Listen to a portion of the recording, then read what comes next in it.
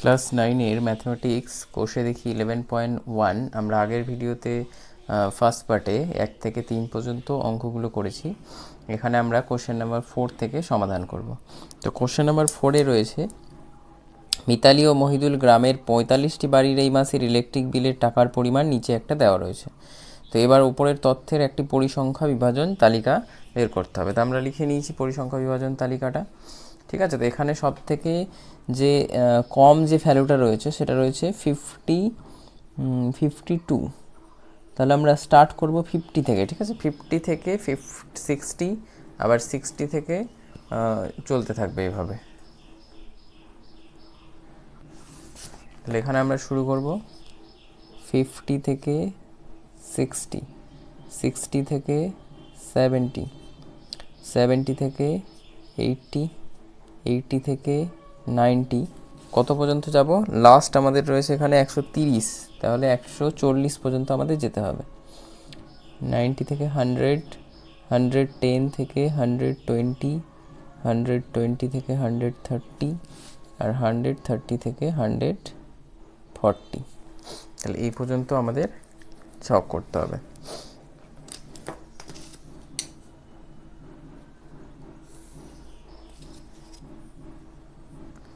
এবার আমরা গুনে নেব 50 থেকে 60-এর মধ্যে কতগুলো সংখ্যা রয়েছে এখানে। 50 থেকে 60-এর মধ্যে মানে 50-এর থেকে 50 অথবা 50-এর বড়, কিন্তু 60-এর থেকে ছোট থাকবে। তাহলে প্রথমে আমাদের এখানে দেখতে পাচ্ছি 1, 2,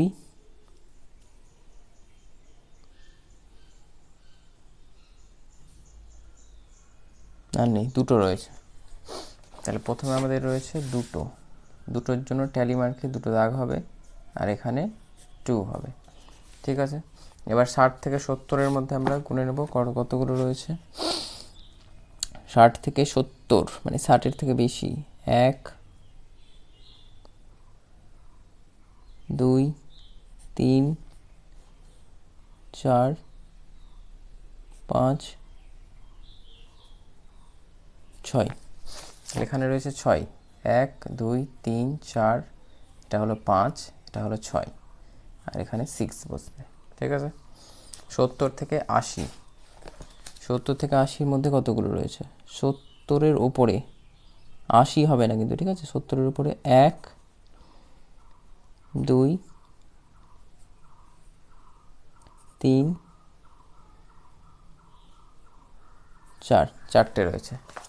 তাহলে 70 থেকে 80-এর মধ্যে রয়েছে 4টে, 1, 2, 3, 4, তাহলে এখানে 4 বসবে। এরপরে 80 থেকে 90, 80 থেকে 90, 1, 2, 3, 4,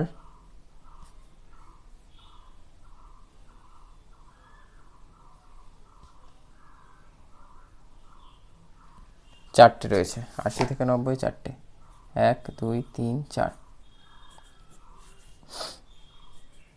এরপরে রয়েছে 90 থেকে 100, 90 থেকে 100-এর মধ্যে কতগুলো রয়েছে? 1, 2,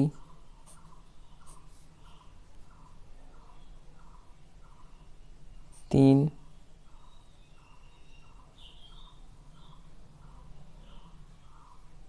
4, 5, 6, আর একটা এখানে রয়েছে 7, তাহলে এটা 7টা হবে। 1, 2, 3, 4, 5, এটা 5 হলো, এটা 6, এটা 7, তাহলে এখানে হবে 7। এবার আমাদের 100 থেকে আচ্ছা, একটা ঘর মিস্টেক আছে, 100 থেকে 110 হবে একটা, এইটা হবে 100 থেকে 110, আর এটা হবে 110 থেকে 120, আর এটা 120 থেকে হবে 130, আর এটা হবে 130 থেকে 140, তাহলে আরেকটা ঘর বেশি হবে এখানে। তাহলে এরপর আমরা চলে যাব 100 থেকে 110, মানে 100 থেকে বেশি কিন্তু 110-এর থেকে কম। সেরকম একটা, দুটো, তিনটে,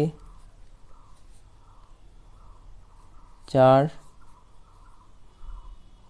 5,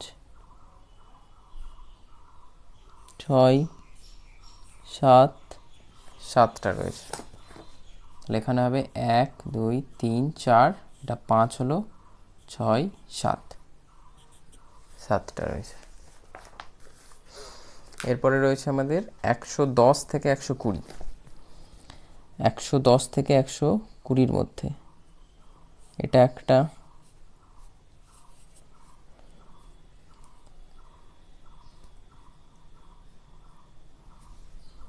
দুই, 3, 4, 5,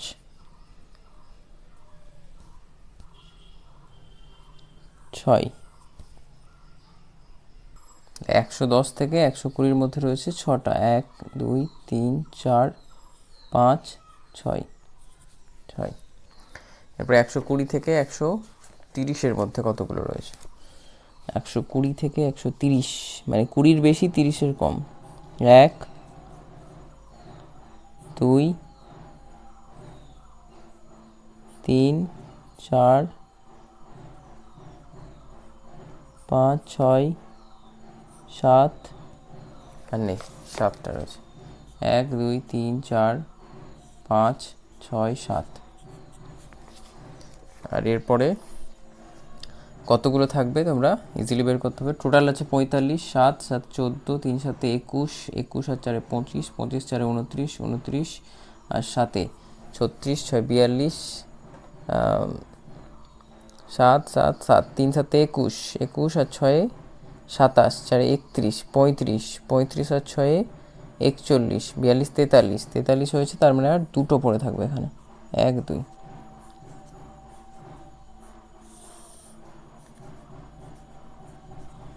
এটা হচ্ছে কমপ্লিট পরিসংখ্যা বিভাজন। কোশ্চেন নাম্বার 5-এ বলা হয়েছে যে মারিয়া একটি হাসপাতালের 300 জন রোগীর বয়স, মারিয়া একটি হাসপাতালের 300 জন রোগীর বয়স নিচের ছকে লিখলো। তো বয়সগুলো আছে 10 থেকে 20, 20 থেকে 30, 30 থেকে 40, 40 থেকে 50, 50 থেকে 60, 60 থেকে 70। তো এখানে আমরা দেখতে পাচ্ছি যে 70 থেকে আর ওপরে গেলে কিন্তু আমরা কোনো সংখ্যা পাবো না, মানে 60 থেকে 70 পর্যন্ত 20 আছে, তাহলে 70-এর ওপরে আর কিছু নেই। ঠিক আছে, তাহলে আমরা স্টার্ট করব এটা যেভাবে, যে প্রথমে শ্রেণী সীমানা লিখে নেব বয়স, তারপরে লিখব বৃহত্তর সূচক ক্রমযৌগিক পরিসংখ্যা। তো এখানে ফার্স্টে যেটা হবে সেটা হবে 70 বা 70-এর বেশি। এখানে হবে 70 বা 70-এর বেশি। তো 70 বা 70-এর বেশি তো কোনো সংখ্যা নেই, তাহলে এটা হয়ে যাবে 0। তারপরে আমরা লিখব, এরপর আছে 60 অথবা 60-এর বেশি, 60 অথবা 60-এর বেশি। তাহলে 60 অথবা 60-এর বেশি যদি বলি, তাহলে যেটা 60 থেকে 70-এর মধ্যে রয়েছে ছকে, সেইটা হয়ে যাবে এখানে পরিসংখ্যা 20। এবার যদি আমরা বলি যে 50 বা 50-এর বেশি, 50 বা 50-এর বেশি বললে এটা হয়ে যাবে, এখানে তো 20 ছিল প্লাস 40 অ্যাড হয়ে যাবে, দিয়ে এটা হয়ে যাবে 60। এরপর আছে 40 বা 40-এর বেশি, 40 বা 40-এর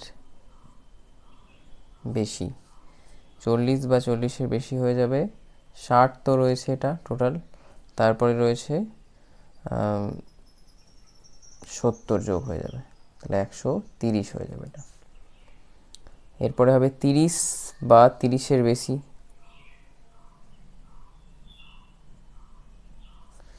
তাহলে এটা 130 তো এসছে, তারপরে 50 যোগ হয়ে যাবে এর সাথে, 180।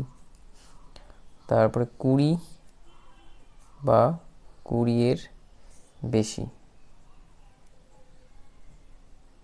তাহলে এখানে রয়েছে 180 আর যোগ হয়ে যাবে 40, তাহলে 220।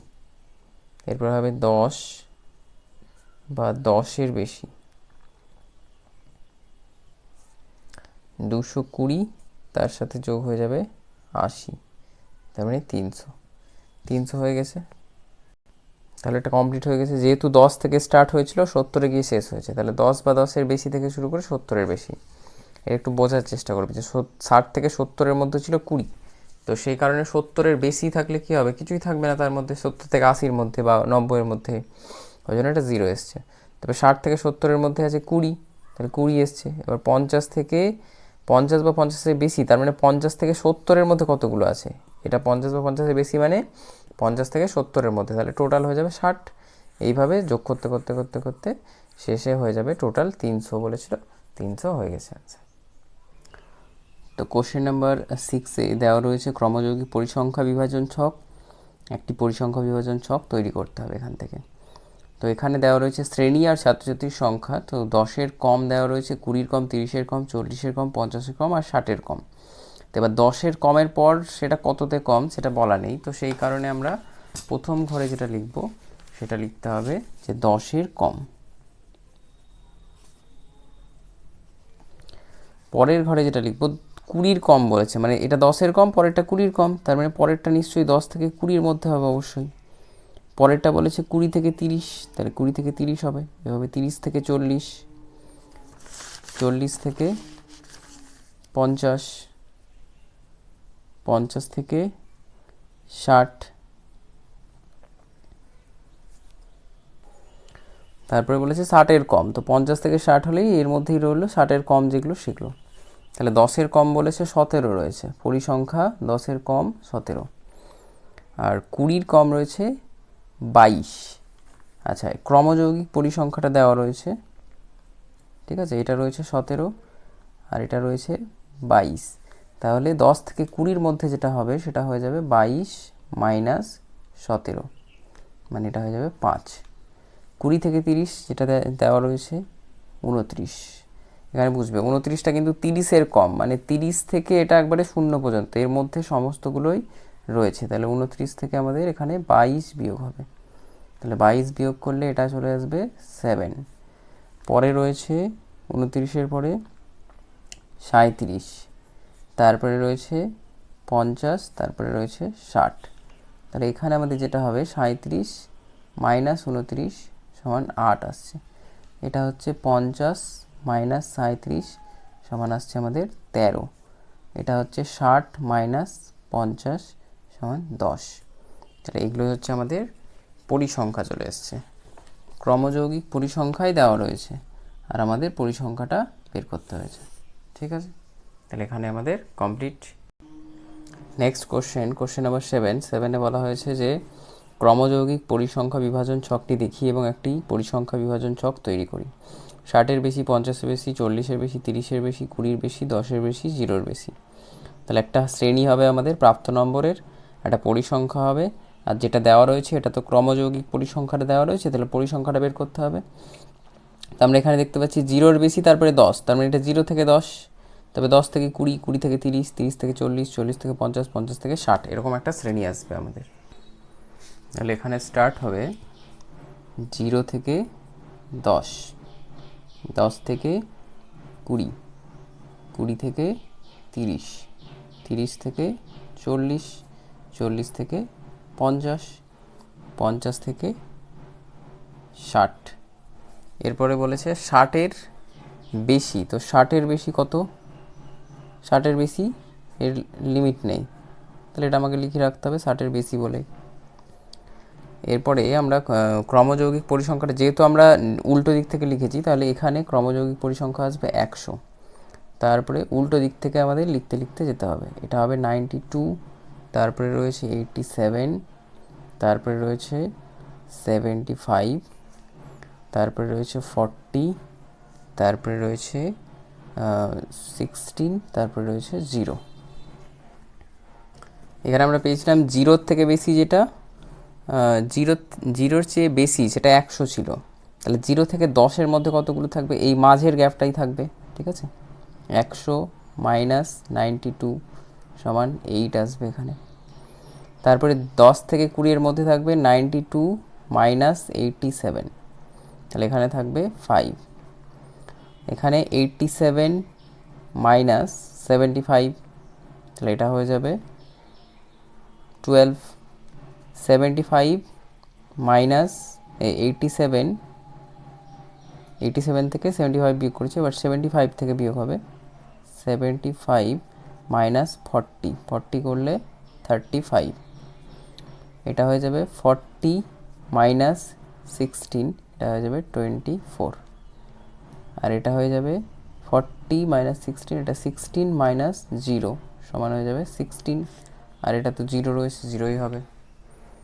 তাহলে এই 0 থেকে 10-এর মধ্যে পরিসংখ্যা হচ্ছে 8, 10 থেকে 20 5, এটা হচ্ছে 12, এটা হচ্ছে 35, এটা হচ্ছে 24, এটা হচ্ছে 16, আর এটা হচ্ছে 0।